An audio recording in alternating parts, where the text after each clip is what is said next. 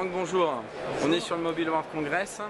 Alors, Ericsson est quand même un acteur important dans le monde du réseau, notamment dans l'infrastructure. Aujourd'hui, l'évolution de cette infrastructure, du réseau, comment ça se passe ? D'abord, on voit un nombre d'abonnements mobiles qui croît de plus en plus. On va passer de 6,5 milliards d'abonnés mobiles à 9 milliards en 2018. Mais on voit surtout une croissance du trafic data phénoménale. On multiplie à peu près par 2 tous les ans le trafic data. Entre 2012 et 2018, on considère qu'il sera multiplié par 12. Donc le vrai challenge pour tout le monde dans l'industrie, pour les opérateurs, c'est comment monétiser ce trafic data, sachant que la voix devient un bruit sur les réseaux. Et pour les industriels, c'est comment faire face à cette croissance du trafic data. Alors on a différents outils pour le faire. On a bien sûr la technologie, l'évolution vers LTE, plus de débit, mais ça ne suffira pas.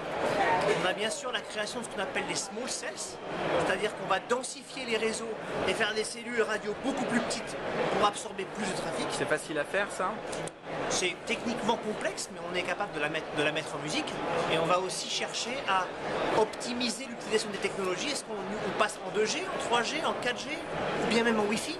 Alors la question qu'on peut se poser, on en a parlé brièvement juste avant, là. Le 2G, aujourd'hui, on arrive au pic, hein, c'est ça? On commence à voir le volume de vente en 2G baisser depuis pratiquement 1 an et demi, 2 ans. Voilà. Donc là, on passe sur la 3G, mais il faut rappeler aux gens la 4G. Voilà, la 3G va encore évoluer pendant quelques années. Bien évidemment, la 3G n'est pas encore rendue à son pic de maturité. Il y a encore 3-4 ans de 3G, d'investissement 3G, et en parallèle, on va lancer la 4G. D'accord. Au niveau de l'équipement aujourd'hui des familles, on s'aperçoit qu'il y a davantage de smartphones, davantage de tablettes. Ce que tu viens de dire est une vraie préoccupation. Est-ce que nous sommes équipés dans nos pays occidentaux pour faire face à cette croissance qui est phénoménale? En termes de trafic? Oui, en termes d'infrastructure. Est-ce que l'infrastructure peut vraiment absorber ce qui est en train de se passer? C'est pas un problème uniquement en France, c'est un problème mondial. Comme j'ai dit précédemment, c'est comment faire face à la montée de ce trafic data. Il va falloir trouver des choses. Le LTE en est une, mais ce ne sera pas suffisant. Il va falloir prioriser le trafic chez les opérateurs. Autrement, il n'y aura que de la vidéo et les trafics qui seront extrêmement importants ne passeront plus. Il va falloir également trouver des solutions, ce qu'on appelle les small cells, de façon à réduire les cellules et utiliser les réseaux 2G, 3G, LTE, voire Wi-Fi et décharger les réseaux mobiles. Donc, et travailler aussi avec les fournisseurs de téléphones mobiles comme Apple ou comme Android, de façon à ce que leur téléphone optimise le trafic sur le réseau et minimise l'utilisation du réseau. Alors, un des points importants quand on a un smartphone, c'est la continuité du réseau. On peut être en 2G, on peut rentrer chez soi, passer en Wi-Fi, on va repartir, etc. Aujourd'hui, il y a quand même des problématiques où il peut y avoir des flops et des coupures. Alors, est-ce qu'aujourd'hui, il y a des solutions technologiques qui vont arriver pour qu'il y ait une continuité du réseau? C'est possible ça? On est en train de travailler sur la standardisation des handovers avec le Wi-Fi au niveau des organes de standardisation, de façon à justement rendre ça complètement transparent. Et les terminaux seront capables d'identifier à quel réseau s'accrocher en fonction de votre vitesse de déplacement. Est-ce que on est stable et on veut beaucoup de data, on va aller en Wi-Fi.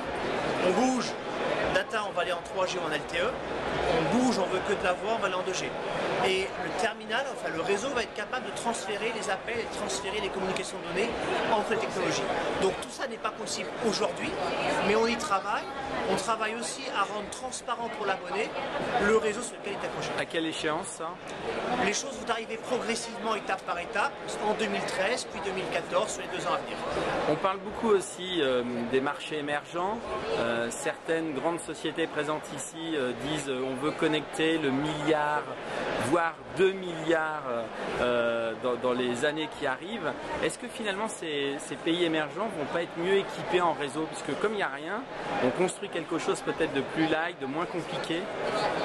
C'est clair que les pays émergents qui n'ont pas forcément d'infrastructure téléphone fixe investissent beaucoup plus dans l'infrastructure téléphone mobile et donc ils ont des réseaux modernes rapidement.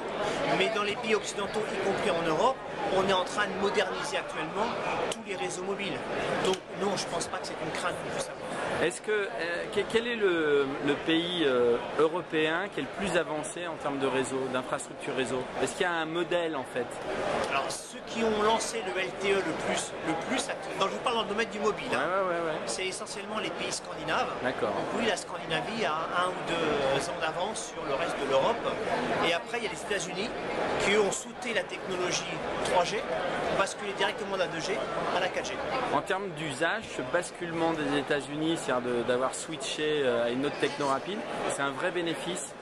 Ils n'avaient pas le choix, c'est-à-dire que nous on a ce choix en Europe d'augmenter la capacité 3G avant de basculer à la 4G. Eux n'avaient pas ce choix, donc ça a eu clairement un bénéfice pour l'abonné américain. Ouais, okay. Franck, merci. Merci.